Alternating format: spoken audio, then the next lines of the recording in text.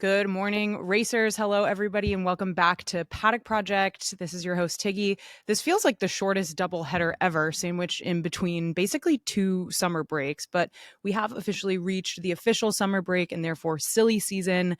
For those less familiar, silly season is typically where we get contract announcements, things start to happen, we get a better sense of what's going to happen next year in terms of driver movements. We've already seen some of that, which we'll get to, but it's also where teams officially shut down their factories for a mandated period of, I believe, 14 consecutive days. So they have to avoid most operations related to the car. I think it's a much deserved break for everybody involved in this circus. So it's going to be fun to see what the drivers get up to. And then we'll come back strong into the back half of the season. In this episode, obviously a Hungarian Grand Prix recap. I'll be talking about Max's decision to stay at Red Bull for 2026, the ever thrilling Lando and Oscar battle, Lewis Hamilton's comments about being useless and the mentality at Ferrari, as well as Aston Martin's return to form and much, much more. I am wearing my new Ferrari shirt from Studio Emilia. For those of you watching on YouTube, you can see this, but I'm wearing it in solidarity for Lewis and Charles, just given the weekend that they both had.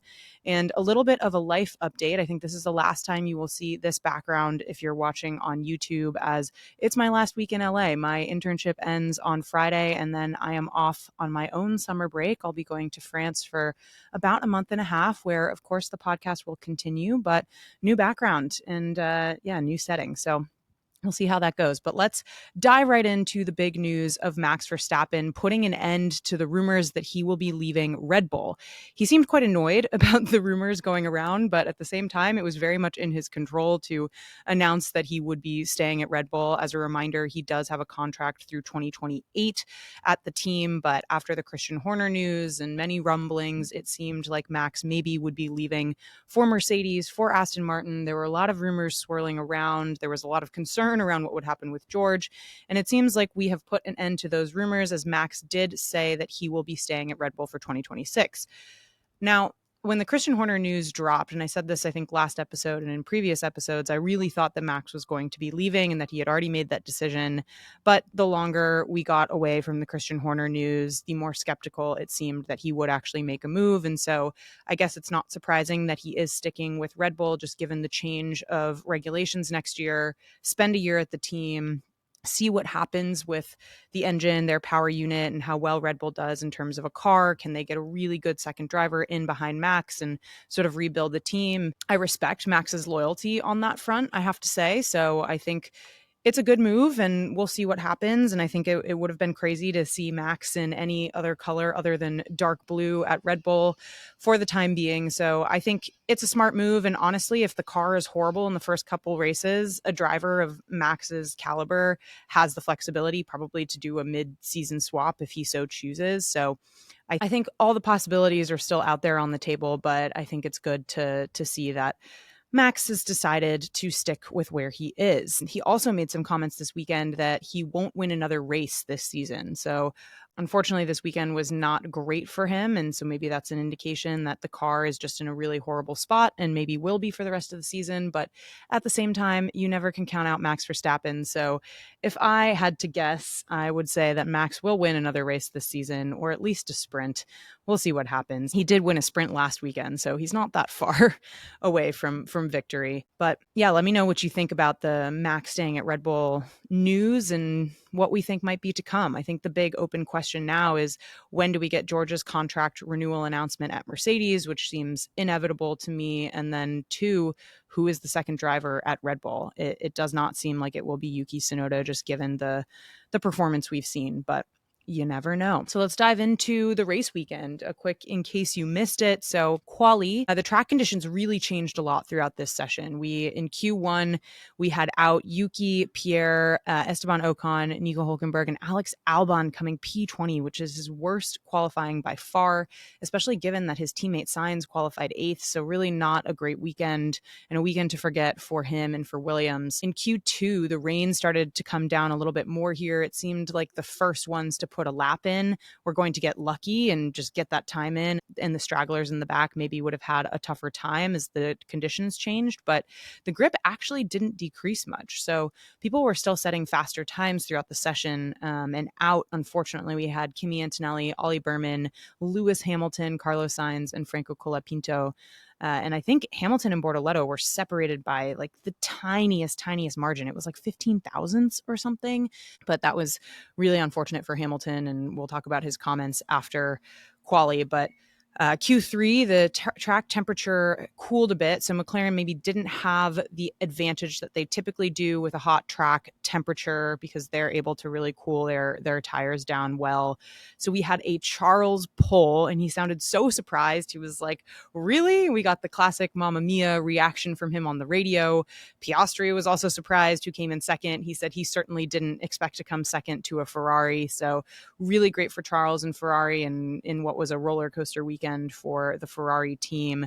One of the other highlights of Quali was Aston Martin. They were looking fast all weekend, even in practice, and especially for Stroll, it seemed like their strategy during Quali was just to get out, be in clean air, get out ahead of everybody, and just like put in good lap times. And that's what they seemed to do, and did really well. So they both made it into Q3 and qualified pretty well.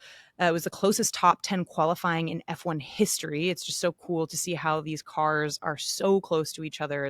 I think it was a little over half a second separating Charles in P1 and Isaac in P10. So really cool to see, and amazing how thin the margins are in this sport.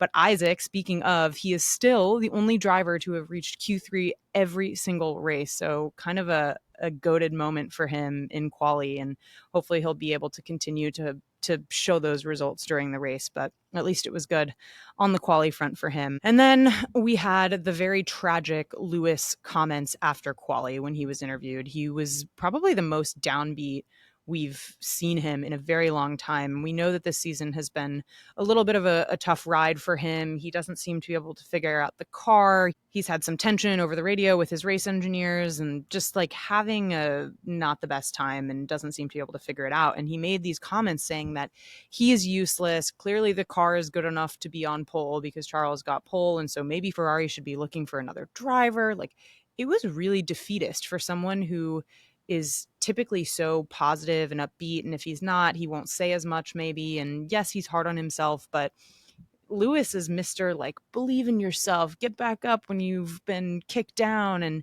so to hear him talk like that was really sad. And I liked all the memes kind of going around, not even memes, just like pictures going around, motivational things being like, Lewis, you've helped me through some of my darkest moments, so you're far from useless. Please remember who you are. And I don't know. I really hate to see that from him. And I hope that he can take a little bit of a reset in this summer break and hopefully come back stronger and see what happens in 2026. But the vibes are not it right now. For the race, it was a little bit of a slow burn of a race, I will say. It's not an easy track to pass on. They call it Monaco without walls, which makes a lot of sense.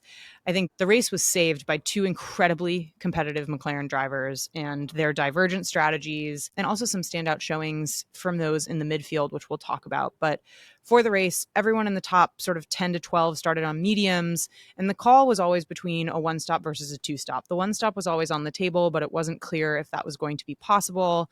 At the start, Leclerc did manage to keep the lead, and he even stayed ahead of Oscar through the first round of pit stops. I think it was Leclerc, Piastri, and George who pitted early off of the mediums onto hards, and Lando was the one who made the gamble to stay out on hards. But it did come down to this 1 versus 2 stops with Lando against the other front runners. The mediums had done over 30 laps for him, so hards were able to last to the end. It seemed like it was a little bit of a gamble, but just given how far the mediums lasted, it seemed in a 70-lap race that the hards could do 40.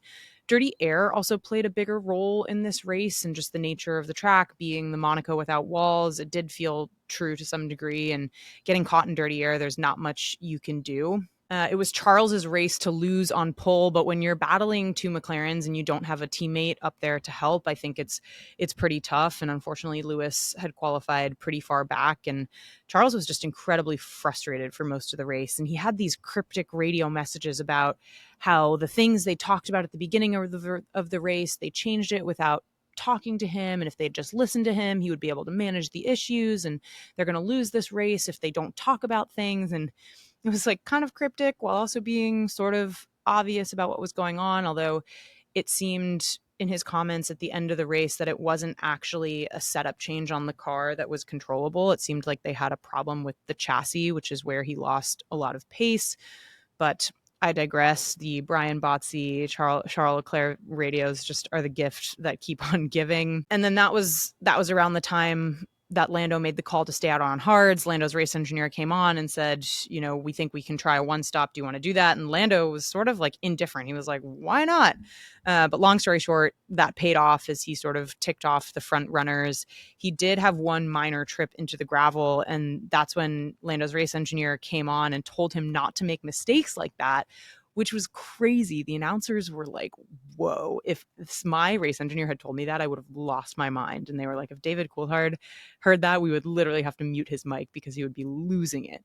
And they were talking about, which I thought was interesting, how Lando and his race engineer seem to have more of like a coaching or mentorship relationship. Whereas for most of these drivers, we just hear them say like, leave me to it. Please don't tell me anything. And I'm just going to, do my race and come on when you need to tell me what strat mode to change to, essentially. But Lando, we didn't hear a response from him if he did have a response, but he seemed to just like take it in stride and then not make any more mistakes. McLaren also, when it did come time for pit stops, they had two 1.9 second pit stops, which is crazy. Anytime you get a sub 2 pit stop in Formula One, it's chef's kiss. And Ferrari was also fast as well. I think Charles had a 2-second pit stop flat. So good on the pit crews this weekend. And sort of in the back half of the race, it all just became about Oscar Piastri and whether or not he would be able to catch Lando. He was able to catch him and was behind by less than a second for so many laps at the end there, but just couldn't get by. He did try one major move into a corner, but he was just a little bit too far back and locked up, and that was it. And he didn't really have any more opportunities to pass. So Lando won by 0.6 seconds. They actually came on, I don't know if I heard them right, but I think they said this. They said that his heart rate was at 180 BPM, which is insane. That is so high for someone who's like so fit. Lando and these drivers probably have a resting heart rate of like 30 something or 40 something, so to be at 180, it shows you how crazy flat out these drivers are going. And he actually, Lando in his post-race interview, had lost his voice kind of. You could just tell how much he was pushing. And after that one mistake through the gravel, Lando did not put a foot wrong. So incredible job. It was the 200th Grand Prix win for McLaren in their team's history. The first 4th consecutive 1-2 for the team since Senna and Prost for McLaren in, I think, the 80s, maybe 88. So I love how these stats just kind of come out of thin air, but what a fun thing to celebrate. George came P3, which was a welcome return to form for Mercedes. And also they got double points, luckily, with Kimi climbing back to P10 into the points. And then Charles unfortunately finished off the podium in P4. He had fallen way back at that point, I guess, just due to these chassis issues that he was talking about after the race. He also did get a 5-second penalty for driving erratically, which George was unhappy about, saying he was moving under braking. George still managed to pass him, but he did not like the way that Charles was defending and driving. Charles quotes, these Ferrari drivers, these poor people. He was like, I don't take any positives from this weekend, after he literally got pole on Saturday. But he's like, when we end the weekend like that, I don't take any positives. And he was like, when we have one opportunity in a year to win a race, we need to take it. And today we didn't. And so I guess the question is, do we think they only have one opportunity to win a race? Monaco was close for Charles again. I don't know. We'll see how they come back after the break. I think Ferrari has it in them to win a race. All it takes is Lando and Oscar taking each other out for someone else to have a chance. And, there are definitely tracks where McLaren isn't, the McLaren car isn't favored as well. So we'll see what happens. But I think it's a little bit of defeatist talk from Charles. And then after P4 for Charles, we had some excitement. We had Alonso P5, Gabi Bortoleto P6, which is his best result in Formula One in his career, Lance Stroll P7. So Aston Martin managing to sort of hang on to that great qualifying momentum. And then Liam Lawson, P8, finishing ahead of Max Verstappen in P9. Someone in our Discord asked if Max even raced this weekend, which I thought was funny, but also kind of cruel. But yeah, really great showing from some of the rookies and then also the Aston Martins. Lando, some funny moments at the end there. Lando signed the bottle of champagne saying, "Don't break the trophy," which was a flashback to 2023, if you all remember, when he broke Max's Hungarian Grand Prix trophy. And these are these beautiful hand-painted, like handcrafted trophies. They take, I don't know how many hours to put together, but they're just absolutely works of art. And so it was really funny to watch him move his trophy and move Oscar's trophy before the champagne celebration, like behind everything. It's just hilarious, like safety first moment. And then in the cool down room, I have to say, I really appreciate George Russell in these situations because he just cuts any tension. I mean, it was just Oscar in there for a second, then Lando comes in, then George comes in, and he's just chatting and laughing at the screen. He's like, "Why didn't you just T-bone him, Oscar, when you locked up at the corner on your move?" And I think there were a couple poor Charles moments in there that they were talking about. But yeah, I just appreciate George like being funny even when he's not trying to. He was kind of the perfect antidote to that cool down room, and I loved to see it. And then last sort of highlight from the race was, we always do a radio of the week. This week it was, "I don't care about Leclerc. I just want the best chance to beat Lando," which was from Oscar. And I kind of loved the dichotomy between Charles's radios, where he was like trying to be all cryptic about the things that we don't talk about, and this is why you need to listen to me for these things, and just being very vague. And then Oscar gets on the radio and he's just like, "I want to beat Lando. I don't I don't care about Charles Leclerc. I don't care about anything else. Just give me the best chance to beat Lando," which I kind of appreciate the directness. So good for Oscar. There was a question, or I've been seeing around people talking about how McLaren kind of screwed Oscar on the strategy. Did they do that on purpose and give Lando an advantage? I definitely don't think they did it on purpose, but it is very cool in my mind to see the two different sides of the garage working both like with and against each other. Lando just had a better strategy. Maybe Lando wouldn't have made that gamble if he didn't see the front runners pit early and have that opportunity. So I don't think it was malicious on McLaren's part. I don't think it was intentional. I just think, Oscar was probably focused on covering off Charles at the beginning, and so felt the need to pit, and then Lando was able to just stay out. I don't think it was intentional by them at all. For my MVP of the race, I mean, you got to give it to Lando. I think people were asking after Spa whether he would bounce back, and I think this was a definitive answer. He again made that one trip into the gravel where he was scolded by his race engineer, but to not get phased by a challenging start, pull off a one stopper, hold off your teammate for several laps with DRS at a 180 BPM heart rate, and his voice gone in the post-race interview is just crazy. And I love that he was able to kind of thrive under pressure, because I think a lot of the criticism of Lando is just that he can't handle the pressure. He makes these mistakes, and we actually saw Oscar make the lockup mistake trying to make that move. So it's good to see that both of these drivers are human, but both of them have the ability to sort of turn on and just lock in when there's a ton of pressure. And it was great to see Lando do that. And I'm here for the fight. I like that we're in single digit differential between, points territory for the drivers' championship, and I think it's great. The other MVP I have to hand it to is Gabriel Bortoleto. I got a question from one of you on Instagram, I think from Paula, asking Gabi for Red Bull ? Which I love that every rookie who does well, people are like, put him in the second Red Bull seat. They've said it about Isaac. They've said it about Liam. They've said it about Gabi. They've said it, I'm sure, about Ollie Berman and Kimi Antonelli, even though Kimi is in a pretty good car himself. But I thought that was pretty funny. I don't know. We'll see. Gabriel Bortoleto is having a sort of renaissance this season in the past several races and just doing really well. So I'm not against it, but I'm also like, just let these guys develop a little more, see what happens. Gabi for Red Bull? I don't know. Let me know your thoughts. My LVP of the weekend is just the vibes at Ferrari. Such a major downer. I feel really bad for Charles, for Lewis. The team just seems like such a tough environment to be in, to work in, to thrive in. I actually am most curious about the relationship between Charles and Lewis right now. Like, do they just sit around and talk about woe is me and this car is horrible and strategy is awful. Who are these race engineers? What are we doing? Or I don't know, like how has this affected their friendship? I know they've been really, really good friends in the past and quite close. Like, I'm just kind of curious what the vibe is between Charles and Lewis at the moment. For Lewis, it just really is tough to see this. And I really am scared that he's going to retire on like a low note. And it just seems unlike Lewis to do that. But I don't know, making comments about how they should just sign another driver is really worrisome to me.